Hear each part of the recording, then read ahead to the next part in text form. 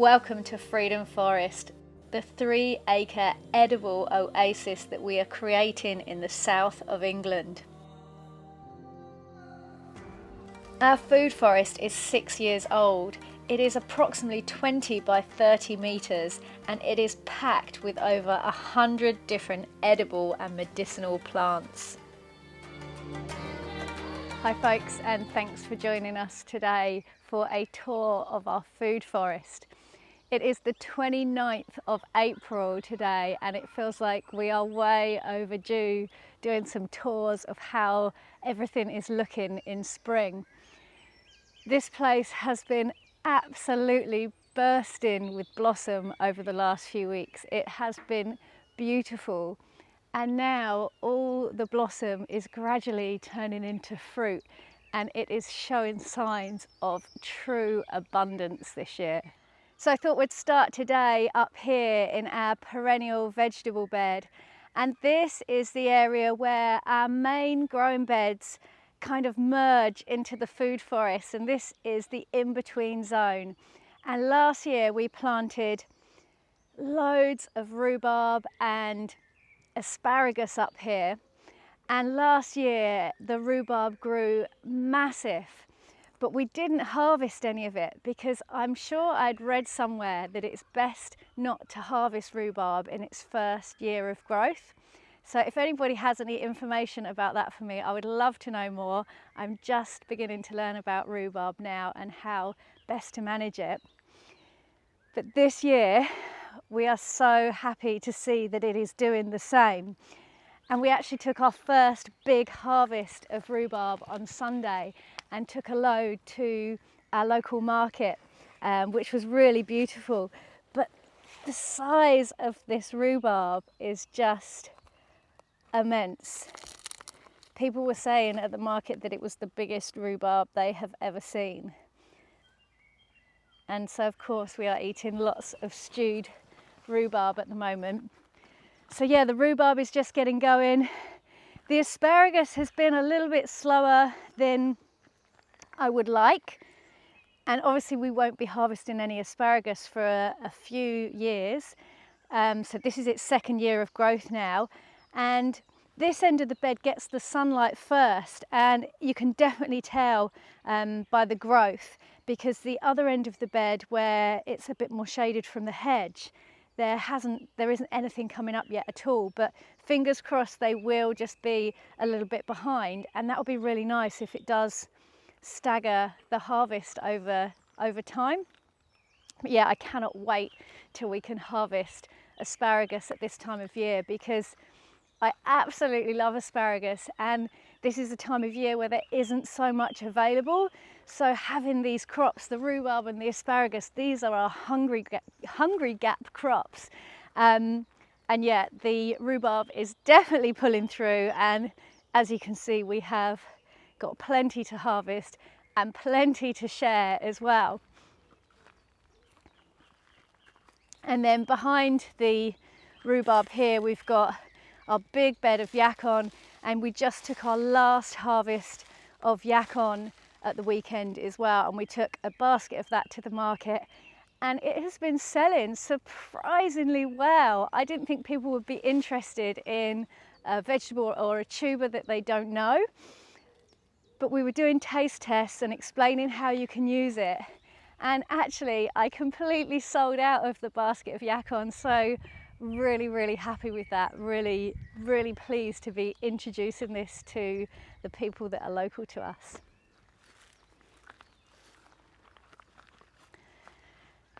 So as we come down into our main food forest area, so this beautiful little spiky tree that reminds me of a rose is a Szechuan pepper tree, and this is growing really well.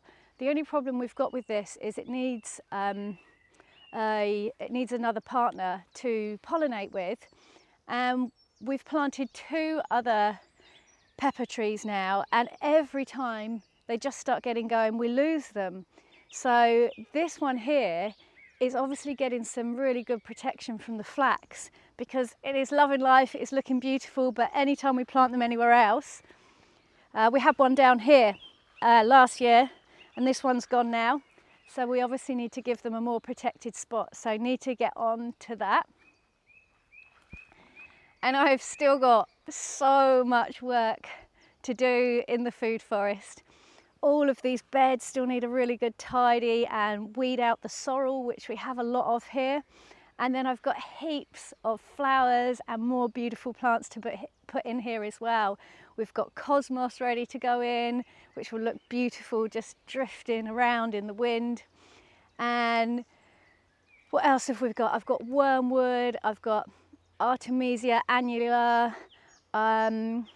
There's another one that I've just seen this morning, a different mint. It'll come to me in a minute, but it's beautiful, so we've got to get onto that. All these big clumps of grass need to come out, but the roses that we planted a couple of years ago are looking amazing. I have been dotting a few more herbs through the beds, but yeah, the main problem we have until plants get established is stopping them getting completely smothered with sheep sorrel. I did have a little weed of this bed here the other day in this area, and you can see the strawberries are looking great. They're loving life in the full sun areas, but where they used to grow before and our trees have got bigger, we don't have strawberries there anymore, but that's just the natural progression of the food forest. But you can see here, this is all the sheep sorrel that just creeps in and kind of smothers all the plants. So yeah, I've got to get in and have a really good tidy of this area here, and then hopefully we'll be able to get some more plants in, like the Korean mint. That's the other plant that I couldn't remember. Korean mint, really excited to grow that this year because it has got amazing beautiful flowers, and apparently it doesn't spread like regular mint, but it's really lovely in herbal teas and things like that. So yeah, excited for that plant this year. Yeah, the roses just coming on beautifully, but again need a really good tidy around. I really struggle with rosemary in our soil, and I adore rosemary and could have as much of it as I could get my hands on for drying, for using fresh in cooking, for medicinal purposes, for tinctures and teas, but it just does not like our soil here. We're slightly acidic, and I've grown rosemary before where I had really chalky soil and it absolutely loved it. So it is obviously an alkali loving plant.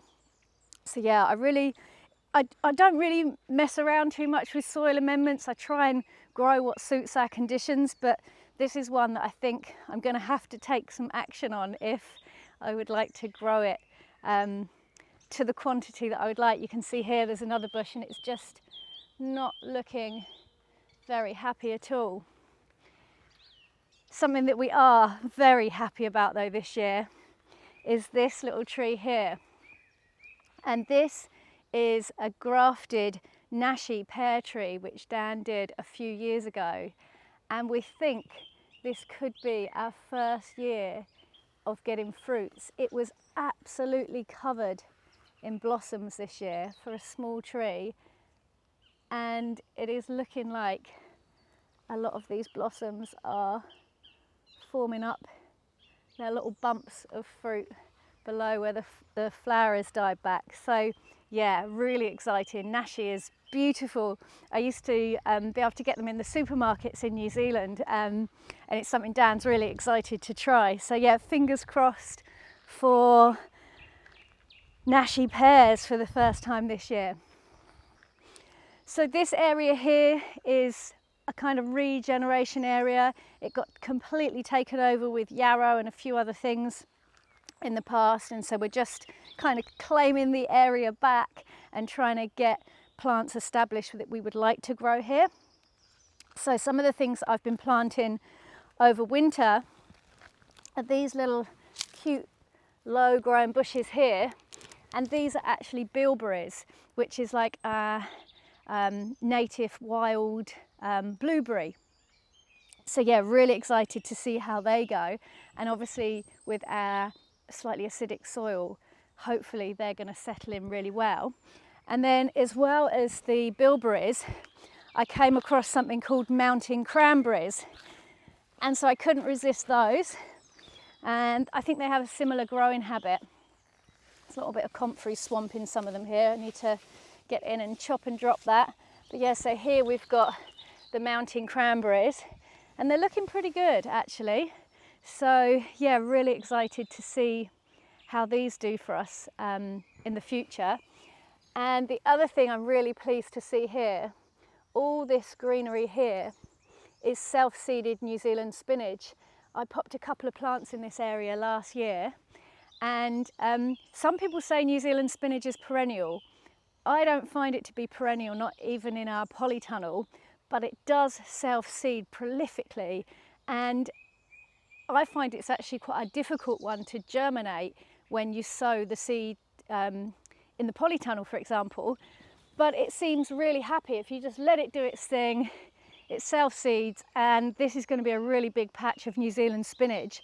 It grows as a ground cover, and so I'm hoping that that will help to keep the sheep sorrel back from this area. So it's edible, beautiful, raw or cooked. So a real benefit to have. Excuse me. Also in this area, you can see where it's quite a full sun area. The strawberries are loving life, where we put a big wood chip cover on here. The strawberries absolutely love just rooting and spreading in wood chips. And then I've also been adding some asparagus, which I grew from seed a couple of years ago, that I've just been bringing on till it was big enough to plant out. So we've got some more asparagus here.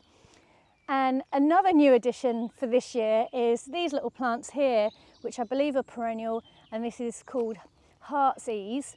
And it's basically just a tiny miniature pansy, and you can, or viola, and you can eat the flowers on that one.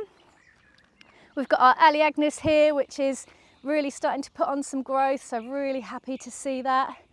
And there's another little plant around here somewhere. Yeah, this little guy's not looking too good actually. I'm not sure he's going to pull through. This was an unusual one that Dan got. It's called a blue sausage shrub. So let me know if any of you guys have grown that before. Sounds good. It sounds good. I think, is it meant to have like blue berries on it or something, Dan? Am I remembering that right? I think it has blue sausages on it. Blue sausages? I think he's making stuff up. Let's see, does it say anything? No, it just says deciduous. I think it's got like blue fruits of some sort. Yeah, deciduous hardy. I think at this rate we're going to be lucky if it even has any green leaves on it. So we'll keep an eye on that one. But yeah, lots of new stuff that we're trialling in this area. We've got some new lavender that I've dotted in, chives that just come back every year under this cherry tree, and I cannot wait for these flower buds to burst. I absolutely love the flowers on the chives. We've got elephant garlic that I planted underneath all of the trees over winter to help act as companion plants, and it's all just beginning to leap into life. We've got lots of blossom on this cherry tree. I would love to think that we're going to have an amazing year of cherries, but I suspect the birds will eat the cherries before we do. So one thing I'm noticing here in our food forest is that a lot of our trees, well, a lot of our apple and pear trees are going biannual. The good thing is that this beautiful pear tree is on the opposite cycle to most of our apples. So last year we only had like 2 or 3 pears. The year before it was absolutely loaded with pears, and this year looks like it is going to be absolutely loaded again. It is covered in fruits, and some of them are really starting to swell up now as well. And this is a family pear tree, so it's actually got 3 different varieties of pear on it, which is really nice to get that variety as you're harvesting. This is our favourite blueberry bush, and I'm thinking I probably should have given it a good prune this winter, because whilst it has still had a reasonable amount of flowers on it, I don't think it is going to be as productive this year as it has been in the past. So yeah, I think maybe a little bit of a cutback at the end of the season will hopefully help it become vigorous again. This is Chandler. It is our favourite blueberry because it grows great big juicy fruit, so it's easy to harvest. It means that the return that you get for your time harvesting is much greater. So we have actually planted a new chandler as well down here, which I'll show you in a minute. This is another smaller variety of blueberry, and yeah, equally as productive, but just picking the smaller berries is a lot more fiddly and challenging. So yeah, we're definitely going to be adding more chandler to the food forest whenever we can find gaps. So yeah, as I was just saying about the biannualness of our trees, this apple tree here, I think this one is King of the Pippins, is normally our most productive apple tree. And I was just saying to Dan before we started filming that it is actually very sparsely scattered with blossom and fruits forming up. So yeah, it's definitely not going to be as big a year for apples, I would say. Another blueberry, absolutely covered in fruit. Again, it's a smaller fruiting variety, and this one is actually just starting to form its fruits.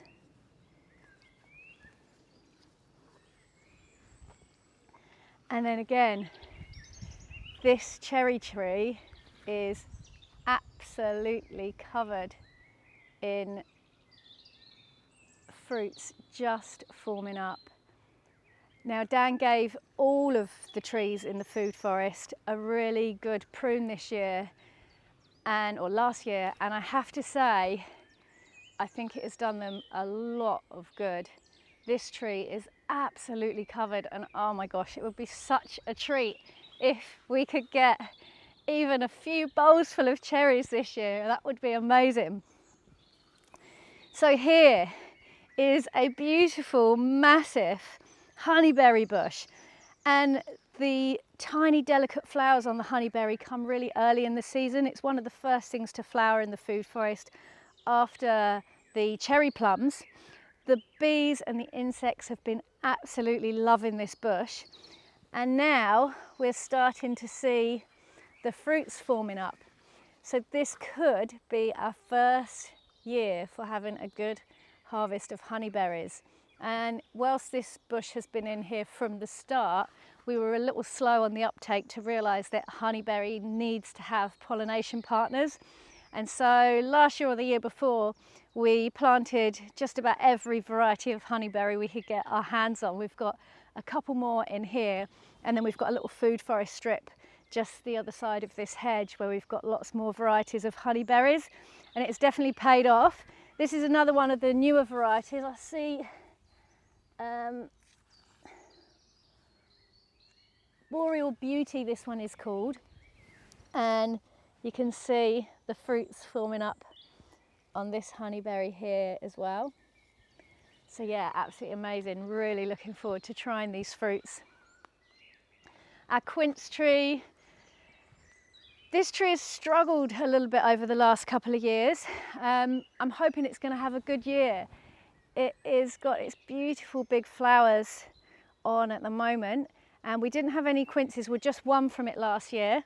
So yeah, it seems really interesting that the apples seem to be all on their cycle together, and then the trees more in the pear family are all in the same cycle together as well. We've got a wineberry down here, and I would love for this wineberry to spread a lot more. I absolutely adore the wineberries, and some friends of ours, theirs literally take over their food forest, but ours has kind of stayed this size and in this position since we put it here. So yeah, hoping that this one in time will spread its wings.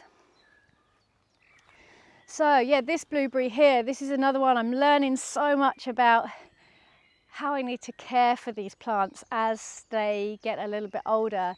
Our food forest is 6 years old now, and this pink lemonade blueberry has been in the food forest since the start, and for the last 2 years we haven't had any fruit off it, well, this year and last year. And again, yeah, learning about blueberries over this winter, I think it's going to need a really good cut back. If any of you have got any advice on how to care for our blueberries best, I would absolutely love to hear from you. So do drop me any tips in the comments below. That would be absolutely amazing. We've got gooseberries, which are just starting to form up. We have lots of different varieties of gooseberries in the food forest. Absolutely love gooseberries, and I love how they line up along the branches and just dangle down the length of the branch as well. It won't be long until we are harvesting lots of beautiful green and red gooseberries that we have in here. So the cherry plums, again, Dan gave these trees a really big prune this winter. They had got so congested in the middle, and we had neglected them a little bit, I guess, over the last couple of years. And now this year it is absolutely covered in fruit. I think the most that we've seen. So again, yeah, hoping that it is going to be a really good year with the cherry plums. And we've got one red cherry plum and one yellow cherry plum in the food forest. A decorative and medicinal plant which I just love seeing in the spring is this here, and this is Solomon's seal, and I just think it is so beautiful. I've got a few patches dotted around the food forest, but this is the most productive one, and I'm hoping in the future, once it's got a little bit more established, I think I could possibly even begin this year, is to start harvesting some of the roots of the Solomon's seal and use them to make tinctures, medicinal tinctures. Solomon's seal is really good for bones and joints, I believe. So yeah, that's one I'm really keen to work with and learn more about. These beautiful flowers here are our aronia berry bushes, and they just look absolutely stunning. And all of these little flowers will turn into berries, and they are really powerful antioxidant berries. Some people say they're as medicinal as elderberry, I believe. So yeah, really lovely berry to have. If you've just seen this ginormous bumblebee which has just landed here on the flowers as well. Look at the size of him. And I'm really happy to say that this year, with the warmer weather we've had early on, the insects have been absolutely prolific. I have seen more varieties of bees this year in this food forest and on our land than I have ever seen before. So that is absolutely amazing. Really happy to see this. So yeah, here's the new blueberry that we put in. So that's another blueberry chandler. I've been clearing and tidying this area a little bit over the last couple of months. We did have a big, now I always forget the name of the plant that we had here, jostaberry. We did have a jostaberry in this space. And if I'm being honest, we just weren't loving the jostaberry that much. It was very thuggish with its growth. It would always look like we were going to get a lot of fruit from it. But I think the birds or whatever must have eaten them first, because we just never really got any good harvest, especially for the size. It was kind of taken over this little Braeburn apple tree here. So we decided it had to go. It wasn't for us. I prefer sticking to the gooseberries or the blackcurrants. I just didn't feel I needed the crossbreed in my life. So yeah, it's created some space. We've got blueberries, we've got chamomile, we've got, what else have we got in here? Asparagus that I've popped in. There are some, this is skull pit. So this is, you can eat the leaves on this plant. It's a perennial plant. It is a little bit thuggish again, so I do have to keep check on it, but it has the most beautiful little delicate flowers that they're just starting to come out now. So yeah, it's a really beautiful plant, and yet it does have edible properties. We've got some more New Zealand spinach, which I've transplanted into here, and there is a beautiful new variety of calendula which I've dotted in here as well, which I'm trying this year. I can't remember the name, so I'll have to put that up on screen. We've got echinacea, and then this is a beautiful big patch of oregano, which I really need to get harvesting and drying and tincturing as well, because this time in early spring I've noticed is when our oregano is really at its best. And then down this end we've got, this is our kind of currant area, and we've got all the black currants. We do have red currants over that side of the food forest, but I have to say the black currants are my absolute favourite. So we've got 1, 2, 3, 4, 5, 6, I think maybe 6 black currants in this area. 3 of them are big bushes, and then 3 of them are more compact bushes down here.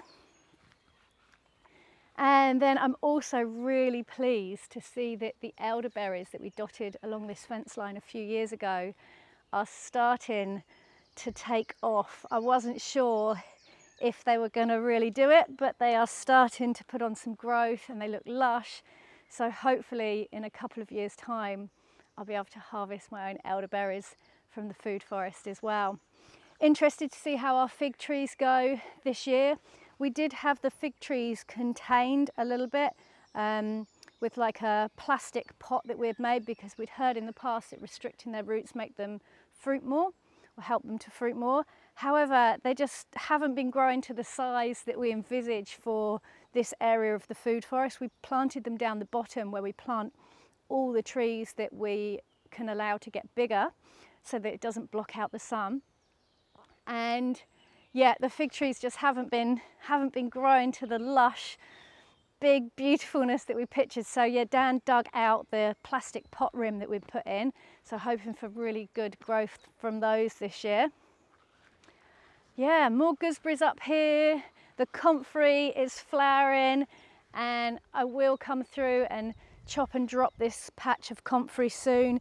It is the seed-in variety of comfrey, so again, I do need to be a little bit mindful of cutting it back regularly, and it does spread and migrate to different parts of the food forest, which we are really happy to let it do to a point, but yeah, obviously needs to be kept in check just a little bit. But yeah, the insects just love it. I love seeing its deep purple flowers at this time of year. It's just a real joy. And yeah, more gooseberries forming up on all of these bushes here. And the other thing that looks like it is going to be a really good year for this year is raspberries. These are actually autumn raspberries. They didn't crop very well last year. So this year they're absolutely covered in flowers. And I often find that the autumn raspberries crop twice. We sometimes get an earlier crop in the summer and then a second crop in the autumn as well, so it'll be interesting to see. We've got a Murphy dog planted himself down here in the shade of this other cherry plum tree, and he is just loving life in the food forest.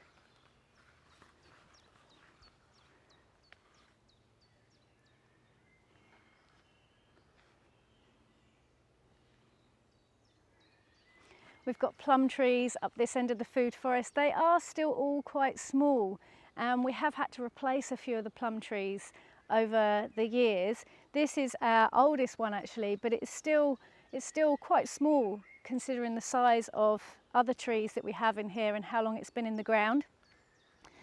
But yeah, it's always covered in fruit, this tiny little tree. And then we've got another 2 plum trees, I believe, just up above it. And then the other thing I'm really, really happy to see again this year is all of the apricots that are forming up on this tree here. It was covered in blossom, and I was a bit concerned because we had a couple of light frosts whilst it was blossoming, and we had a lot of wind as well. So I was absolutely made up the other day to see all of these apricots looking so good already. Last year was our first year that we got to harvest apricots, and it was amazing. They weren't perfect like the ones you grow in the shop, as most of your own homegrown fruit and vegetables isn't, but it tastes 1,000 times better, and it is the best thing that you can gift yourself. I hope you've enjoyed having a look around our food forest and seeing how beautiful and invigorating it looks in spring. Thank you so much for watching. Drop us any comments or questions down below. Click the thumbs up button if you've enjoyed this video, and we look forward to seeing you again soon. Peace and plants.